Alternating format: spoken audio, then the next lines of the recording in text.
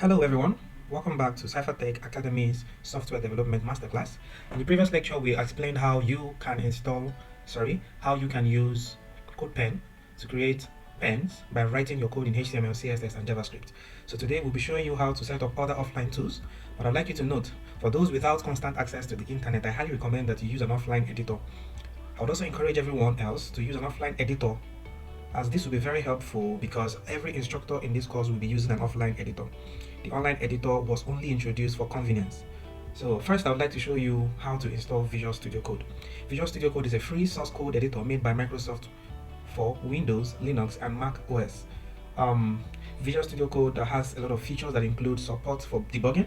It has support for syntax highlighting, intelligent code completion, snippets, code refactoring, and it has an embedded Git system. We would come to that in the later videos. With Visual Studio Code, users can be able to change their theme, make shortcuts, and do a lot of exciting things. Now, there is one advantage Visual Studio Code has over every other editor. Visual Studio Code is lightweight and can be used for virtually any language. I'm not saying other editors can't do this, but I just have a preference for Visual Studio Code. So for us to get started, open your browser just as I have. I have my Microsoft Edge browser open here. So you can simply search on Google or Bing, download Visual Studio Code. So this is the first website we have here, code.visualstudio.com. Click on it. Then you click on Windows. If you're using Windows, if you're using Linux, you can click the particular Linux distribution you're using, Debian, Ubuntu, Red Hat, Fedora, and so on, or Macintosh. But I'll be showing us how to do so in Windows, but it's pretty much the same thing. So I won't be clicking this right now because I have it already downloaded. So these are my downloads. So I have it downloaded here. So you click on it and follow the prompt, the installation wizard, and have it installed.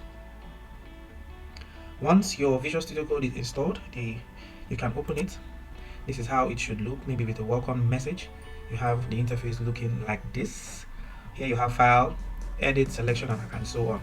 So what you can start with is click on the file button. You can create a new file, or you can create a new window, or a new file or a new window. Now, for the purpose of this course, I recommend you create a folder. Create a new folder. Sorry. You have to choose where you want to create the folder. This is my desktop. I can come here and I say new folder, call it Cyphertech Web Dev. Immediately I've created this folder, I can go back to my Visual Studio, click on File, click on Open Folder, go to my desktop, and we'll see Cyphertech Web Dev. Select the folder, and that is all. So here we have Cyphertech Web Dev, which is the folder. To create a new file, all you simply do is create, you see this icon here, new file, click on it, and you type the name of the file you want. You can call it whatever name you want, but I'll call mine index.html. Please do not forget to put in the right file extension. It can either be a HTML file, depending on the language. It is important for you to know that when working on HTML, it is important that the file extension name should be HTML. If it is a PHP file, it should be p.php. If it is CSS, css.css, javascript.py for Python, and so on. So immediately you've imputed the name of the file and the extension, hit enter, and a new window opens up for you here. So to get started, there are certain things you need to know about creating HTML files, but I'll not be going into that right now. I'll show you a trick, a shortcut for creating a base code template for HTML files. Sorry, ignore this error. It pops up because I have worked on JavaScript, but I haven't installed some libraries that I need for it. So that's just by the way. So the first thing you need to do is, let's go on to the shortcut. So instead of typing the whole introduction, I will come to that later. Just type DOC. Now you see the sign here, DOC, click on it. Now what you can find here is HTML. Now for every HTML file, it starts with this tag. We will be learning this in the subsequent videos. It starts with the HTML tag. Every HTML file should have a head tag and should have a body tag. So these are the three important tags that must be in every HTML file. The rest, like title, meta, and title and meta, we'll be discussing them later. The title tag gives you the name of the document, so you can put your name there. You can say Stanley's first web site, and you come down to the body tag. You can now say you can just type like we did in CodePen. You can do. Now there's something I like about Visual Studio Code. There's something very simple you can do. If you want to create a particular tag in Visual Studio Code, simply type in the acronym for the tag. Like P stands for paragraph tag, A stands for anchor tag, and so on. So I'll just type P, and I'll see P in the Emmet abbreviation. All I need to do is press enter. So the tag is created for me, and that's really fast in case you have a lot of code to write. It helps you hasten the way you type. So with this, you can now type, this is my sample website from Cyphertech Academy. Hello people. Or let's do that in the new paragraph tag. Come down, press P, enter. Hello people. And that is it. You can now save the file. For us to be able to view what we have created, all you need to do is go to the file where the folder where you created that file. Open the folder. Now this is it. All you need to do is you can right click and choose which browser you want to use. For me, I'll just click on open. So here is our sample website, and that is all. In the subsequent courses, we'll be showing you how to navigate through the Visual Studio Code. This is for searching through the folder. This is for Git.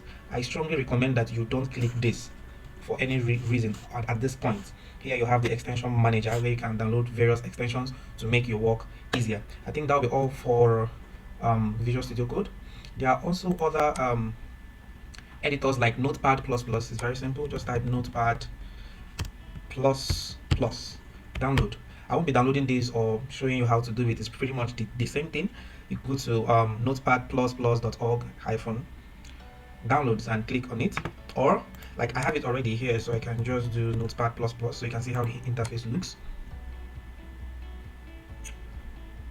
So here it is. Sorry, this is a project I was already working on, but basically, yep, save this. Sorry, this is also a project I was working on. Don't let this scare you. In the later future, you should be doing things like this. Sorry, this is also a project I was working on. So we can just create a new project. Let's go back to our Visual Studio Code. You can copy all this. Now, something I need to point out to you. Let's see. Notice that when you type doc in Notepad, it doesn't do that for you. So you can manually do that. Now, most of these editors have real-time code completion. So you can start by saying HTML. You see that this is not as intuitive as Visual Studio Code, and this can be very stressful. So I don't want to go into typing all that. I just copied the code, and I'm going to press Ctrl V here. Okay. The reason why I wasn't getting code autocomplete is because I haven't saved the file. So I'm going to repeat this procedure again. What I'm going to do is say File, New, and I'll press Ctrl S to save, or you click here. Save as. Sorry, let's go back to our folder on desktop. Where was it? Yep, I would say notepad.html, and that is it. So now by attaching the extension here, Notepad knows the particular language I'm coding in. So all I need to do is, let's try typing doc again. You see it doesn't still work. But if we type HTML, sorry, you see that it helps me complete my code, and it also closes the tag for me. We'll be discussing what tags are and how they look. So you can click enter, then type in what you want to. Type P if you want to, but I don't want to do that. So I'll simply just copy and paste the same code in here, and that is pretty much all. And hit the save button. You can come here and press save, and it is saved. All you need to do is go back to your file. You have Notepad HTML, just click on it, and we have the same web page. Notice that here we can see the name of the website that we just created, Stanley's first website. So the same thing pretty much applies to all of them. We have Atom. I have Atom already installed here, but I won't be showing you how that works. We have Atom, we have Sublime Text, we have Electron. There are a lot of code editors out there, but for the purpose of this course, I will be using Visual Studio Code.